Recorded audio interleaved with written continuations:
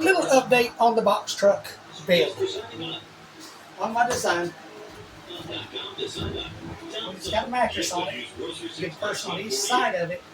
When you get ready to fold it up into the wall, you got room to walk by right now. When you get ready to fold up in the wall, the person on each end, you slide it out, it drops down into there. Then, all you got to do is pick it up. With the mattress on it, it'll be right there.